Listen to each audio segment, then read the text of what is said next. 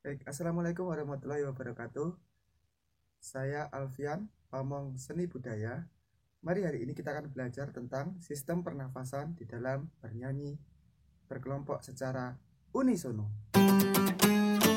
Di dalam sistem pernafasan yang akan Bapak ajarkan di sini adalah ada 3, pernafasan dada, pernafasan perut, dan pernafasan diafragma. Apa sajakah dari ketiga pernafasan ini definisinya? Bapak akan sampaikan satu persatu. Pernafasan dada adalah di mana ketika kita menghirup udara, yang bergerak itu adalah dada kita. Jadi, jika kita memegang dada kita di sini, saya memakai tangan kanan saya, dan saya menghirup udara, maka ketika saya menghirup udara, dada akan mengembang. Dan ketika saya menghembuskan udara, dada akan mengempis. Disinilah dikatakan sebagai pernafasan dada. Pernafasan dada di dalam kita bernyanyi biasanya akan menimbulkan suara-suara pendek. Kenapa? Karena di dalam pernafasan dada ini kita hanya memiliki sedikit udara untuk kita bisa membunyikan melalui mulut kita, sehingga suara yang kita hasilkan itu adalah nada-nada pendek. Itu untuk pernafasan dada. Dan pernafasan perut, bagaimana cara mengambil dan mendefinisikan pernafasan perut? Pernafasan perut, saya akan memegang perut saya di sini, dan ketika saya menghirup nafas, yang mengembang adalah perut saya.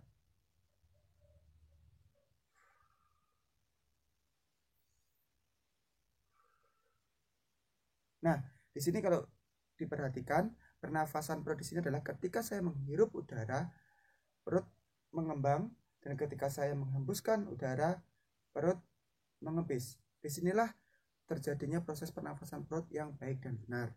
Jadi, jika dibedakan antara pernafasan dada dan pernafasan perut, pernafasan dada yang mengembang adalah dada, dan pernafasan perut yang mengembang adalah perut. Bagaimana ketika kita bernyanyi menggunakan pernafasan perut? Ketika kita bernyanyi dengan menggunakan pernafasan perut, nada yang dihasilkan adalah, atau suara yang dihasilkan adalah suara yang panjang. Karena di dalam kita menghirup udara dan dihasilkan dari perut, udara yang kita hasilkan ini adalah udara atau suara yang panjang. Dan pernafasan yang ketiga adalah pernafasan diafragma. Pernafasan diafragma di sini adalah ketika kita mengambil udara, tulang rusuk bagian bawah ini terasa seperti mengembang.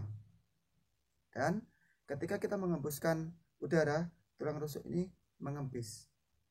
Kita bisa mempraktekkan pernafasan diafragma dengan cara memegang perut bagian depan atau memegang bagian samping dan juga di bagian belakang. Kita bisa lakukan. Nah, bagaimana caranya? Seperti ini.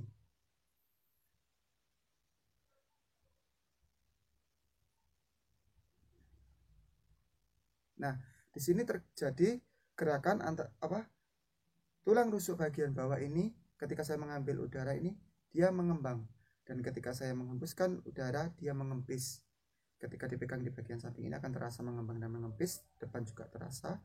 Jika saya pegang bagian belakang ini akan terasa juga. Apa sih manfaatnya untuk ketika kita bernyanyi? Pernafasan ini baik untuk ketika kita bernyanyi. Kenapa? Karena satu, dia menghasilkan suara atau udara yang panjang, sehingga ketika kita bernyanyi itu nada yang dihasilkan itu lebih bagus, dan juga dia bisa menjangkau nada-nada rendah dan juga nada-nada yang tinggi dengan pernafasan diafragma. Nah, di dalam kita mempraktekkan ketika pernafasan ini mungkin akan terjadi kesulitan. Kenapa?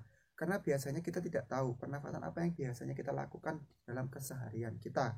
Sekali lagi, ada 3 perbedaan. Pernafasan dada yang mengembang adalah dada, pernafasan perut yang mengembang adalah perut, dan pernafasan diafragma kita bisa cek dengan tulang rusuk bagian bawah ini seperti naik ketika kita menghirup udara dan turun ketika kita mengembuskan udara.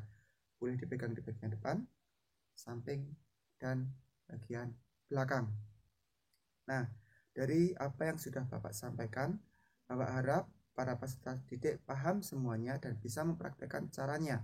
Jika ada yang kesulitan untuk pernafasan perut, pernafasan dada saya rasa tidak ada kesulitan, karena wajar kita keseharian kita akan menggunakan pernafasan dada.